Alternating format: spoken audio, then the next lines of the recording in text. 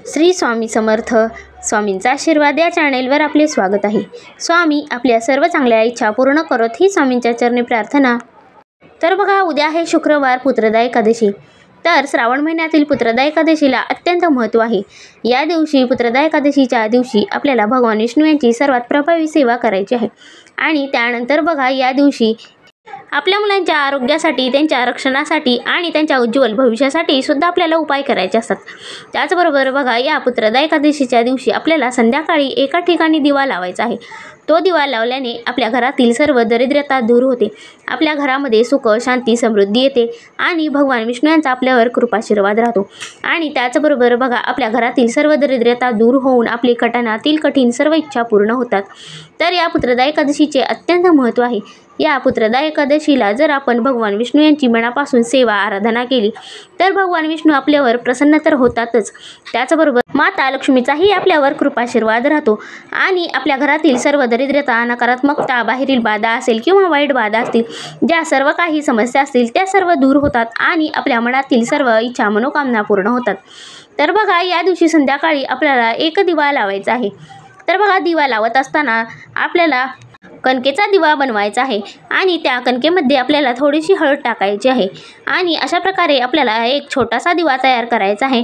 आणि त्या दिव्यामध्ये आपल्याला एक लांब वात घ्यायची आहे आणि त्यामध्ये आपल्याला शुद्ध गाईचे तूप घालायचे आहे. आणि अशा प्रकारे तो दिवा घेऊन आपल्याला वाहत्या पाण्यामध्ये लावायचा आहे.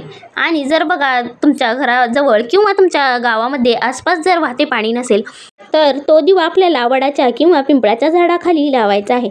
आणि त्यानंतर बघा, दिवा लावत असताना आपल्याला आपल्या मनातील इच्छा सांगायची आहे आणि तो दिवा लावायचा आहे. आणि जर बघा, जर तुमच्या आसपास वाहते पाणी असेल तर हळदी, कुंकू, अक्षदा, फुले वाहून आणि वडाच्या पानावर आपल्याला तो दिवा ठेवायचा आहे. आणि त्यानंतरच आपल्याला वाहत्या पाण्यावर तो दिवा ठेवायचा आहे. अशा प्रकारे दिवा लावल्याने आपल्या मनातील सर्व इच्छा मनोकामना पूर्ण होतात. आणि त्याचबरोबर बघा, दिवे लागणीला सुद्धा हा उपाय केल्याने आपल्या घरामध्ये माता लक्ष्मीचा वास होतो. तसेच बघा, हा दिवा लावल्यानंतर आपल्याला आपल्या घरी परत यायचे आहे. आणि त्यानंतर आपल्याला उंबरठ्याजवळ एक दिवा लावायचा आहे. तर बघा, तो दिवा लावत असताना आपल्याला तो कणकेचा दिवा लावायचा नाही, तर आपल्या घरातील पंती असेल किंवा तुमच्या घरामध्ये जो काही उपलब्ध मादीचा असेल किंवा कुठलाही दिवा असेल तर त्या दिव्यामध्ये आपल्याला तुपाची वात लावायची आहे. आणि तो दिवा आपल्याला आपल्या घरासमोर किंवा आपल्या उंबरठ्याच्या बाहेर आपल्या माता लक्ष्मीच्या आगमनासाठी तो दिवा लावायचा आहे. अशा प्रकारे दिवा लावल्याने माता लक्ष्मी आपल्या घराकडे आकर्षित होते. माता लक्ष्मीचा आपल्या घरामध्ये निरंतर वास राहतो.